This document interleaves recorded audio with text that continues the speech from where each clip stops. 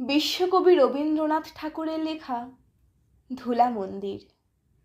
ভজন পূজন সাধন আরাধনা সমস্ত থাক পড়ে।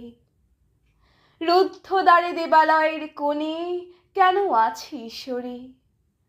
অন্ধকারে লুকিয়ে আপন মনে কাহারে তুই পুজিস সঙ্গোপনে।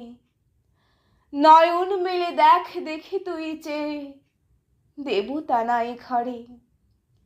তিনি গেছেন যেথায় মাটি ভেঙে করছে চাষ, পাথর ভেঙে কাটছে যেথায় পথ খাটছে 12 মাস। রৌদ্রে জলে আছেন সবার সাথে, ধুলা তাহার লেগেছে 2 হাতে। তাঁরই মতন সূচি বসন ছাড়ি আয় রে ধুলার পরে। মুক্তি, ওরে মুক্তি কোথায় পাবি? মুক্তি কোথায় আছে?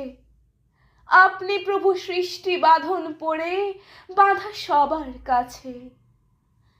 রাখো রে ধ্যান, থাক রে ফুলের ডালি, ছিড়ুক বস্ত্র লাগুক ধুলাবালি।